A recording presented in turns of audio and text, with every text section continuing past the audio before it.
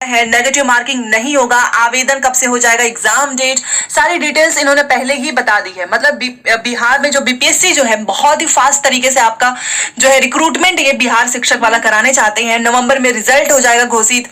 सबसे अच्छी चीज क्या है कि एस्टेट कॉमर्स, क्योंकि आपको पता है पटना हाईकोर्ट ने बोला था कि जब तक एस्टेट कॉमर्स का एग्जाम नहीं होगा बीपी जो 7th फेज है वो आगे नहीं बढ़ सकता है। तो फाइनली इसका मतलब बहुत तेजी है, तभी तो इन्होंने एस्टेट कॉमर्स की परीक्षा तिथि घोषित कर दी है।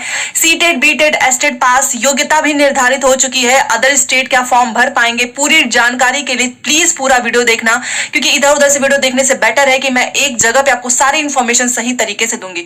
चैनल को सब्सक्राइब करके वीडियो को प्लीज लाइक करें, बेल आइकन को प्रेस कर दे, क्योंकि अब जो है आपको बिहार से रिलेटेड एक एक इंफॉर्मेशन साथ में क्लासेस जो है टाइम टू टाइम मिलती रहेगा। टेलीग्राम इंस्टाग्राम का लिंक आपको पता है कि सभी लोग जानते हैं कि एस्टेट कॉमर्स परीक्षा का जो है वो लीक हो गया था, एक दो कुछ शिफ्ट, तो उसको रद्द कराना पड़ा था। तो फाइनली इन्होंने बता दिया है कि बिहार विद्यालय परीक्षा समिति पटना माध्यमिक शिक्षक पात्रता परीक्षा एस्टेट 2022 वाणिज्य की पुनर्परीक्षा का मूल प्रवेश पत्र निर्गत करने तथा परीक्षा संबंधित आवश्यक सूचना। आपको पता है कि ये परीक्षा देखिए यहाँ पर लिखा भी हुआ है कि सम्मिलित होने वाले अभ्यर्थियों ये सारी चीजें दी गई है। पीआर नंबर इतना दिया है के द्वारा रद्द की गई माध्यमिक शिक्षक पात्रता परीक्षा एस्टेट 2022 वाणिज्य की जो पुनर्परीक्षा है, क्योंकि आपका ये रद्द हो चुका था, पुनर्परीक्षा 21/5/2023 इसी महीने 21 मई को ही निर्धारित परीक्षा केंद्रों पर एक पाली में सीबीटी मोड में होगा, कंप्यूटर बेस्ड होगा। तो आप समझ सकते हैं कि जिसका भी एस्टेट परीक्षा का है प्लीज अपना चेकआउट जरूर करना। 21 मई को पेपर है 10:30 बजे से, देखिए यहाँ पर रिपोर्टिंग टाइम है और गेट क्लोजिंग टाइम आपका 11:30 बजे है। दोपहर 12 बजे से 2:30 बजे तक आपका पेपर होगा, ठीक है। और इसकी सारी यहाँ पर इन्होंने बोला है कि जो भी एस्टेट वाणिज्य है उनकी पुनर्परीक्षा में सम्मिलित होने वाले अभ्यर्थी को अपना यूजर आईडी एवं पासवर्ड का उपयोग कर समिति की जो वेबसाइट है इस पर जो है देखिए यहाँ पर लिखा है बिहार बोर्ड online.bihar.gov.in से दिनांक 16/5/2023 के अपराह्न से 21/5/2023 तक अपना मूल प्रवेश पत्र जो है डाउनलोड कर लेंगे, ठीक है। तो चलिए फाइनली जो है एस्टेट का आ चुका है, क्योंकि जब तक ये परीक्षा नहीं होता 7th फेज जो है आगे नहीं बढ़ पाता। तो अब आप समझ सकते हैं कि 7th फेज में कितनी तेजी से रफ्तार दिखाई गई है कि इसके पहले इन्होंने एस्टेट का भी एग्जाम डेट घोषित कर दिया। चलिए बाकी जो अभी आपका होने वाला है वो देखिए। आपको पता है कल बीपीएससी के चेयरमैन जो है आप सभी जानते हैं, इनका प्रेस कॉन्फ्रेंस था जहां पर अतुल प्रसाद जी ने सारी जानकारी दे दी, मतलब कुछ छोड़ा ही नहीं, सब कुछ बता दिया आपको।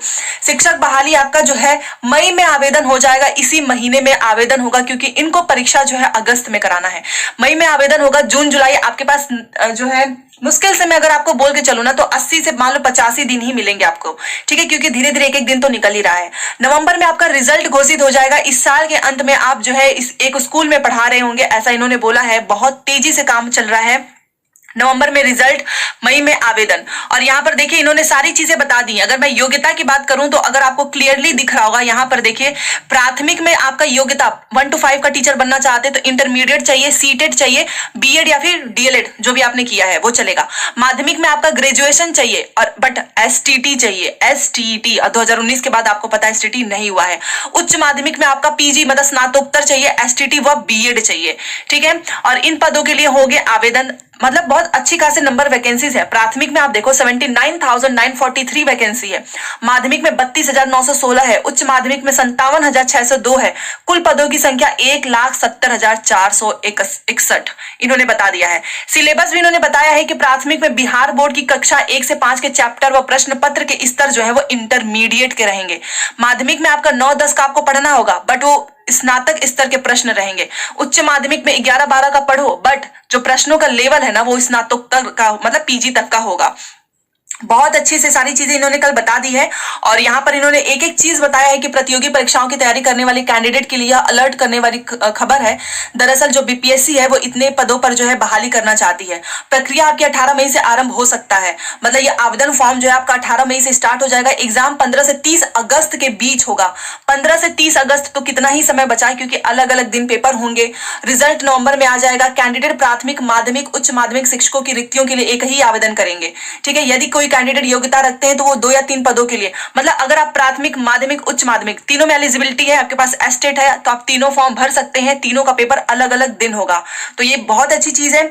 और इन्होंने बोला है कि हम पेपर को बहुत अच्छे से कराएंगे। कैंडिडेट योग्यता रखते हैं तो वो आप अप्लाई कर सकते हैं। बाकी भाषा में आपको पता है कि 30 अंक जरूरी है। तो यहाँ पर आपको योग्यता भी बता दिया है मैंने, सारी चीजें बता दी हैं। यहाँ पर देखिए प्रमुख बातें हैं कि निर्धारित योग्यता होने पर ही एक आवेदन से 3 पदों की परीक्षा में अभ्यर्थी होंगे शामिल। क्वालिफाइंग जो है पेपर 1 केवल भाषा वाला जो है ना वो क्वालिफाइंग नेचर का एग्जाम है। दूसरा पेपर आपका वस्तुनिष्ठ होगा, OMR सीट पर आपको देना है, ऑनलाइन पेपर नहीं होगा, ऑफलाइन होगा, याद रखना। बट पेपर 2 जो है ना वहीं से आपकी मेरिट बनेगी। और पेपर 1 में सबसे अच्छी बात मैं आपको बताने वाली हूँ, आगे देखिए। यहाँ पर देखिए कई विषयों में नहीं मिलेंगे अभ्यर्थी। आपको पता है कि एस्टेट जो है 2019 के बाद से अभी तक नहीं हुआ है, तो कहां से मिलेंगे? अगर मैं आपको सब्जेक्ट की बात करूं तो देखिए किस विषय में शिक्षक नहीं मिलेंगे, तो अंग्रेजी, गणित, विज्ञान, भौतिकी, रसायन, वनस्पति विज्ञान। पास अभ्यर्थियों की संख्या इतनी है, इन विषयों में नहीं मिलेंगे शिक्षक। इतना पद जो है खाली रह जाएगा। कला संकाय में कई विषयों में सीटों से कम ही अभ्यर्थी उपलब्ध। आवेदन करने के समय ही पद की वरीयता भी तय होगी। परीक्षा के लिए होंगे पुख्ता इंतजाम ताकि कोई भी नकल ना कर पाए। बाकी आप उच्च माध्यमिक के लिए भी यहाँ पे सारे विषय देख सकते हैं। आप टेलीग्राम पे जुड़ जाना, मैं वहां पे भेज दूंगी। देखिए इन्होंने बताया है कि प्राथमिक से उच्चतर माध्यमिक तक के स्कूलों में शिक्षकों की बहाली के लिए बीपीएससी द्वारा होने वाली है परीक्षा। ठीक है, परीक्षा समिति ने जो है 4 साल के बाद जो है परीक्षा अभी तक हुआ ही नहीं है एस्टेट का, तो कहां से शिक्षक मिलेंगे आप बताओ? हाई स्कूल में 32,000 इतने पोस्ट हैं, 53,000 आपको पता है कि जबकि सभी विषय मिलाकर 53,715 अभ्यर्थी एस्टेट पेपर क्वालिफाइड हैं। इनमें भी इतने सारे इन्होंने सारी चीजें बताई हैं। तो कला संकाय में पद सृजित पर 4 साल से नहीं हुई है परीक्षा, तो ये एस्टेट के लिए है। और मैंने आपको बताया है आप अगर आप पेपर दे रहे हैं तो सामान्य के लिए 40%, पिछड़ा वर्ग के लिए 36.5%, अन्य अत्यंत पिछड़ा के लिए 34% और महिलाओं के लिए आपको पता है चाहे आप SC ST 32% अनिवार्य है। ठीक है, और यहाँ पर देखिए सबसे मोस्ट इंपॉर्टेंट क्वेश्चन है कि क्या नेगेटिव मार्किंग होगी, तो इन्होंने कल एक चीज क्लियर कर दिया है कि जिसके लिए आप में से बहुत से लोग डर रहे थे भाषा वाला, जिसमें इंग्लिश एक था, इंग्लिश कंपलसरी है, दूसरा हिंदी था, और संस्कृत और बांग्ला नहीं, हिंदी, उर्दू, बांग्ला, इसमें से आपको लेना है। तो इन्होंने कल क्लियर कर दिया कि भाषा के क्वालिफाइंग पेपर में नहीं होगा नेगेटिव मार्किंग। वर्तमान में 3 श्रेणियों के शिक्षकों की नियुक्ति के लिए ली जाने वाली भाषा के क्वालिफाइंग पेपर का प्रश्न पत्र एक ही होगा, इसमें नेगेटिव मार्किंग नहीं होगी। 25 अंक की अंग्रेजी और 75 अंक की हिंदी है, और बांग्ला और उर्दू का क्वालिफाइंग अलग अलग नहीं होकर एक ही होगा। मतलब अगर आप इंग्लिश में 4 या 0 नंबर भी ला रहे हैं ना तो फेल नहीं होंगे। अगर आपने हिंदी में अच्छा नंबर 30 नंबर ला दिया है तो भी आप पास हो जाएंगे, क्योंकि जस्ट पास करना है। संबंधित रूप से 100 में से 30 अंक लाना होगा। इस पेपर में केवल क्वालिफाई करना है। 30% से अधिक अंक लाने पर भी वह मेरिट लिस्ट में नहीं जुड़ेगा। मान लीजिए आप 100 में से जो है 100 में से अगर आप मान लो 50 नंबर लेकर आ गए तो भी कोई फायदा नहीं है, क्योंकि केवल क्वालिफाइंग नेचर का एग्जाम है। हालांकि मुख्य पेपर का प्रश्न पत्र तीनों श्रेणियों के लिए अलग अलग होगा और उसमें नेगेटिव मार्किंग भी होगी। उसके अंक के आधार पर ही अभ्यर्थियों का अंतिम रूप से चयन होगा। तो पहले पेपर में नेगेटिव मार्किंग नहीं है, दूसरे में है, और उसी से आपका चयन होगा।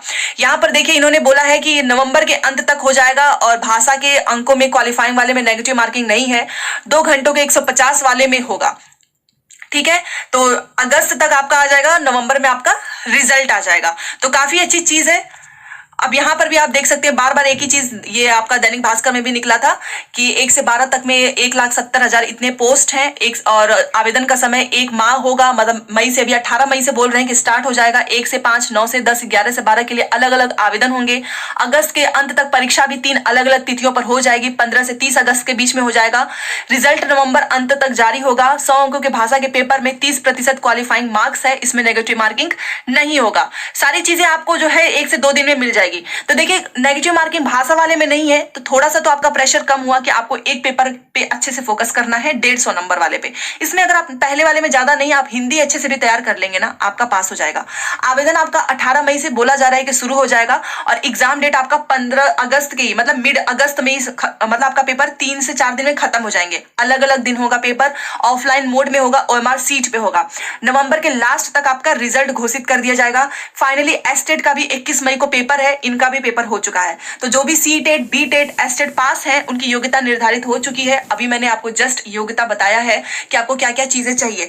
अदर स्टेट क्या फॉर्म भर पाएंगे, तो देखिए जो लोग भी कह रहे हैं कि हम केस करेंगे, चाहे जो भी करेंगे, बट ये इनकी मर्जी है। और इन्होंने, क्योंकि आपको पता है शिक्षा समवर्ती सूची में आता है, राज्य भी अपना उस पर कानून बना सकता है और सेंट्रल भी, और ये नहीं लेना चाहते हैं, तो इस पे अब मुझे नहीं लगता है कि कुछ हो पाएगा, क्योंकि इन्होंने फाइनली स्टार्टिंग से ही मना करके रखा है कि हम बाहर वालों को नहीं लेंगे। तो अदर स्टेट वाले अब आप कहीं और तैयारी करो, क्योंकि यहाँ पर बिहार में मौका नहीं मिलेगा फीमेल को छोड़ के। और फीमेल का मैंने बताया ही है एलिजिबिलिटी क्या होना चाहिए। ठीक है, तो ये इन्फॉर्मेशन है। प्लीज चैनल को सब्सक्राइब करके वीडियो को लाइक करो। जैसे ही आपका जो विज्ञप्ति जारी होने वाली है ना, अगर वहां पे ये पता चला कि यस अदर स्टेट वालों को मौका मिल रहा है या फिर क्या क्या योग्यता है, मैं आपको तुरंत बताने की कोशिश करूंगी। मिलते हैं नेक्स्ट क्लास में। Thanks for watching.